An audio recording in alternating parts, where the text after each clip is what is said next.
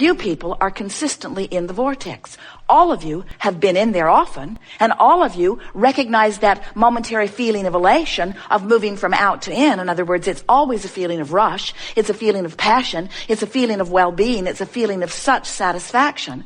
All of you have done it, but few of you do it deliberately, and almost none of you do it consistently. Most of you are looking around waiting for some condition to spike up, to be so rewarding that all you have to do is look at it and, you're in the vortex. That newborn baby puts me right there. Have another one.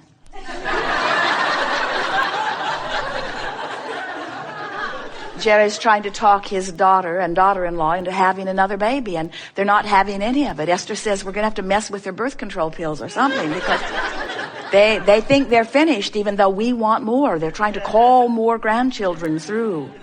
Because that newborn baby, that little one freshly here, that one still tuned in, tapped in, turned on, that one who is still willing to color with Jerry.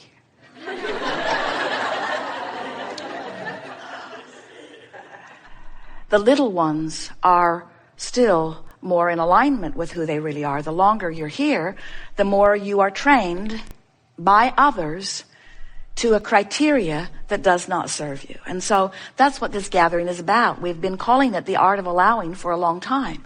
And it really is the art of awareness, the art of being aware of my emotions, the art of awareness of my two vibrational aspects, the art of allowing, because I'm aware of my two vibrational aspects and because I'm aware of the way I feel, the art of focusing myself into alignment with who I really am, and therefore allowing the fullness of who I am to flow through me in this moment, rather than looking for something externally, whether it's another person, a telephone call, a counselor, a mother, rather than asking some other person or some place to be the reason you go into your vortex. We want you to be the reason you go into your vortex. And we want the reason to be because it feels good and I can. Every good feeling that you have, whether you think it is about the lottery you just won, whether you think it is about the lover you just found, whether you think it is about the thing that you wanted that now you have, every good feeling that you have, no matter what degree of it feels good to you, every good feeling you have is for one reason and one reason only. You lined up with you just now. And this vortex has already assembled all of the cooperative components of everything that you've asked for. So spinning there in this vibrational reality is a full version of everything you want. All the money, all the bodily conditions, all the feelings in relationships that you want, all of the material objects, everything is queued up vibrationally. And don't scoff at that, because everything that is manifested, including your Earth spinning in its orbit, spun in a vibrational reality first. The difference is, once you are here on this earth, putting things into your vortex, the amount of time that it takes in your physical earth terms between not showing up in your experience and showing up in your experience is no time. When you become a match to the vibrational vortex and all of those cooperative components that have been assembled, when you become a vibrational match to that, it is instantaneous. In the moment that you stop the resistance, the trail lights up. Now, we want you to understand that as creators, the lighted up trail is what you're looking for. You really don't want the instant manifestation. Can you imagine the absence of satisfaction that a sculptor would have if in the moment he touched the clay, it just became the statue? There's a clump, there's a clump, there's a clump, there's a clump, there's a clump. He wants to mold it. He wants to let it evolve. He wants to discover it. He wants to be part of it. And so do you. So when you get into the vortex, we're not saying that you will have an instant manifestation of what you want, although sometimes it seems that fast to you in relative terms. What we are saying is, when you get into the vortex, the trail lights up, your feeling of empowerment ensues, and the details begin to unfold as you follow the path and let your creative mind take you blissfully on the path of becoming that you've set into motion even before you stepped foot into this physical body. Creating is so delicious, and it's what we all are. And you came into these bodies intending to sift through the contrast in order to discover more desire.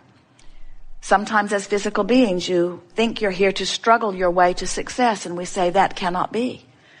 You can struggle your way into asking. You can suffer your way into knowing that you don't want that and that you want something else. And it's an interesting thing, because when you know what you don't want, an equivalent, equal, counter desire is always born.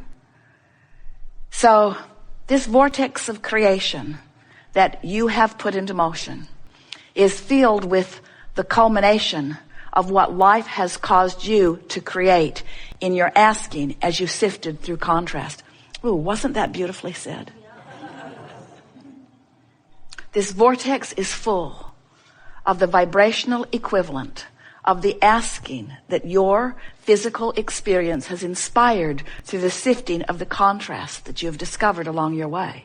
You've created a vibrational reality that you hold ownership to, that stands in readiness for you, that waits for you eternally. We think you should get it now, however. We don't think that you should wait anymore.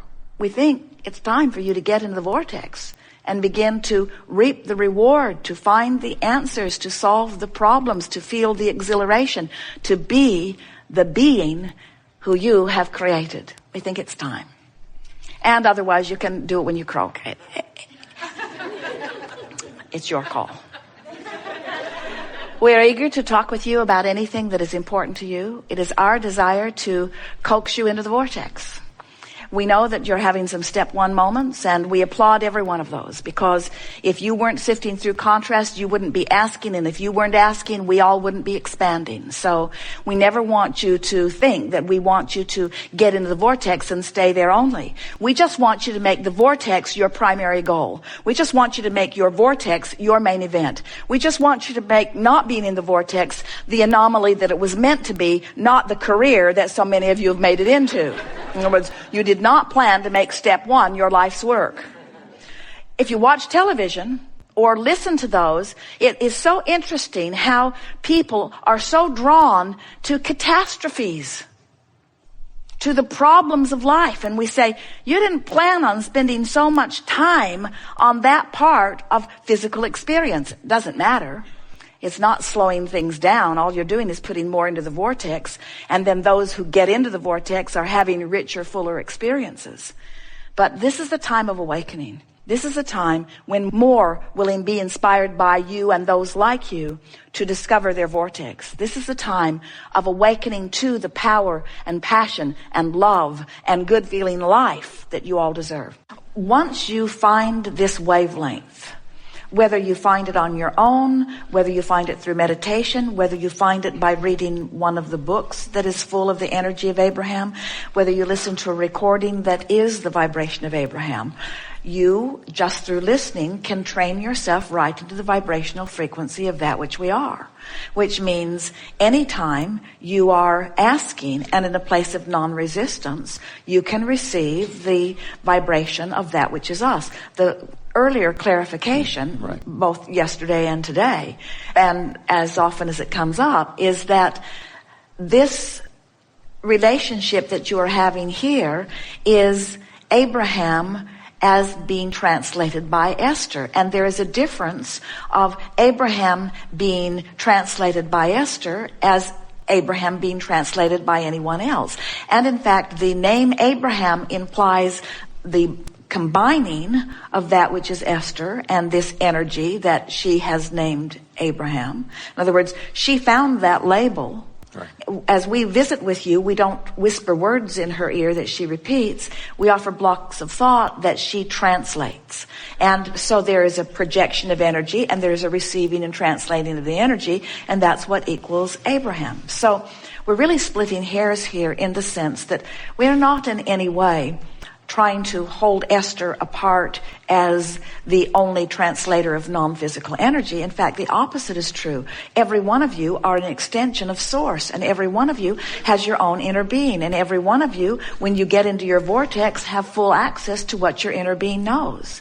That's what you call channeling is. Esther has not ever enjoyed the word because it means so many things that she is not doing, and people are not sure what it means, and in some circles it has a sort of negative connotation. But what this alignment or connection or experience really is Esther having trained herself even before she was receiving us into the vortex and into the frequency that is us, so that as we began projecting through her inner being, since she was in concert with her inner being, she received the full understanding of all of that and is very good at articulating it, and was particularly good at it because she was not steeped in a lot of attitudes and opinions and rituals that she would then have to try to interpret this new knowledge through. The knowledge could come purely. So she actually found new combinations of words that actually put you in new places of understanding new meanings, you see.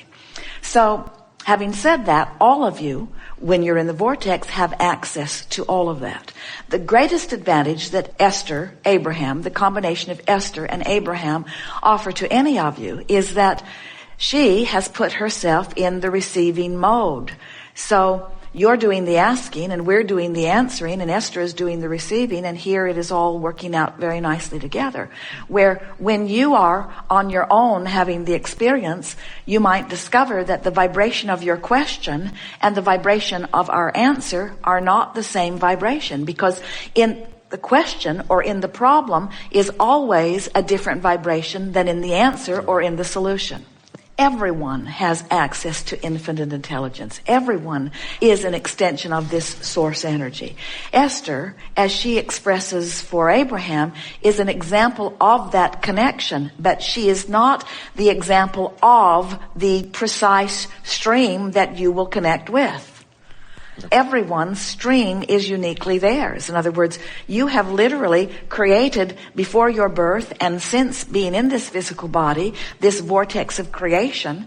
In other words, the assembling of all cooperative components. The cooperative components for Esther is different than the cooperative components for you or anyone else, you see.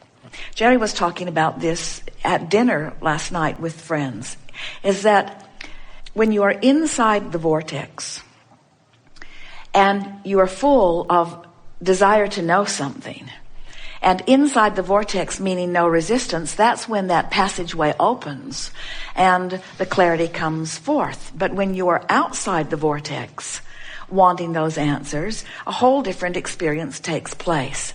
And there are a lot of people who ask the question that you are asking. You are not one of them. But there are a lot of people who ask that question from outside the vortex.